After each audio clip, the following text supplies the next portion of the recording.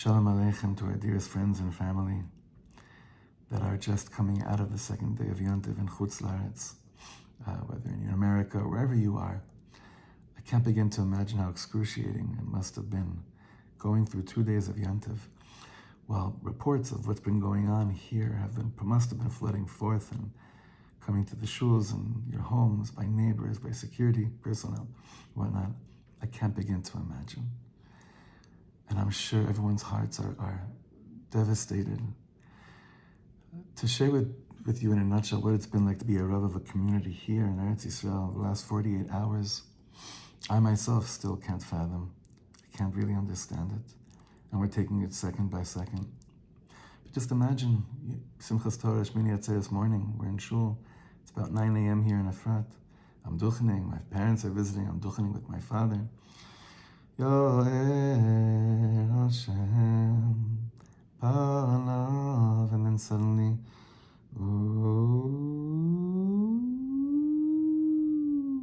those frightening notes, that sound, that siren, which had the whole shul running into the bomb shelters that we have in the shul and the stairways, the staircases.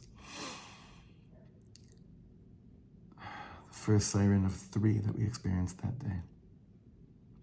And then the amount of people in our community and in all the communities here that were immediately called up, and everyone with such this mesirut nefesh jumping forth and saying goodbye to their loved ones and going to the front lines, and the shilas that start coming in, like young couples that just got married wanting to know,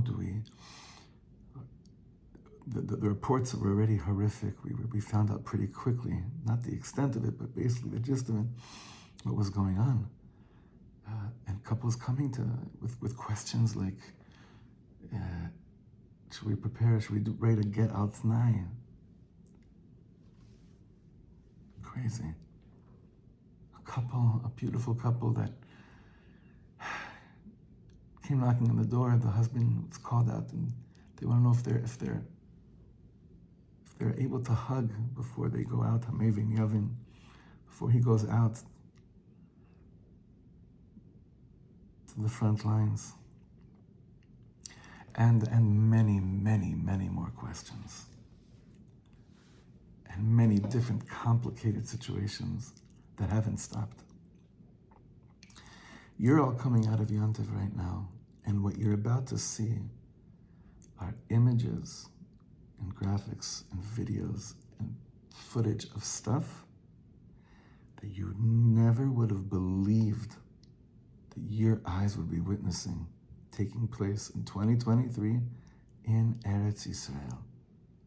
There's going to be stuff you're going to see of grandmothers, of little children. There aren't words left in me to describe what they are, but I know that it's going to be shaking you to your core. It may paralyze you a bit in the beginning, but then that pit in your stomach is going to change into agony and into such a sense of what can I do right now? And none of us here, aside from knowing what needs to be done, how that gets done, we leave that to the people that Hashem should bless with wisdom like never before, and strength and determination to do what's needed to be done right now. But to those that are physically so far away, what could you do? It's time to scream like we've never screamed before. At this time, the death toll is up to 700, with thousands of injured, and tens and tens, if not even 100, of people that have been kidnapped and abducted into Gaza. Hashem Yishmor, Hashem Yirachem Aleim. What could you do? You could scream louder than you ever did before. You could storm the streets. You could not just get together and have nice Tehillim gatherings. It's a different ball game, friends. I wish I was being a drama queen right now. I wish I was blowing it out of proportion. Trust me, oh, how I wish. It's not. It's at a place we've never, ever been at before, and please God, we'll never be at again.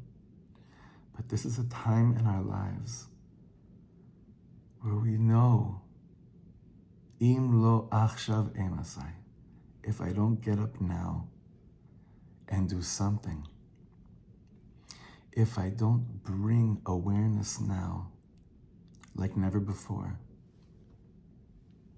then when will I? There are thousands and thousands of our brothers and sisters right now that aren't sleeping, that are barely eating, that are protecting not just me, my family, and my kehillah. They're protecting all of Am Yisrael and the whole world. We need to storm the world, not to get into social media arguments. We've seen what that's done to the world. It's to stand on every street corner.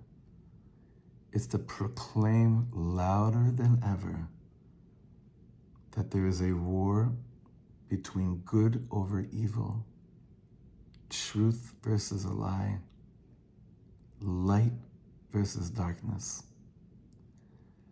kedusha versus tuma, holiness against impurity.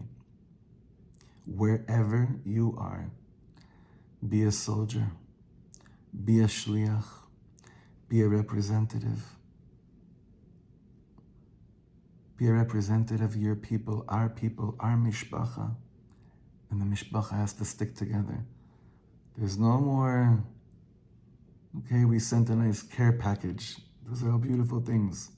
Now, everyone's on the front line. Mi ke'amcha Yisrael, goy echad ba'aretz. Everyone's a shliach of Eretz Yisrael right now. You have this. Each and every one of you, you have this. We need each other. Yalla.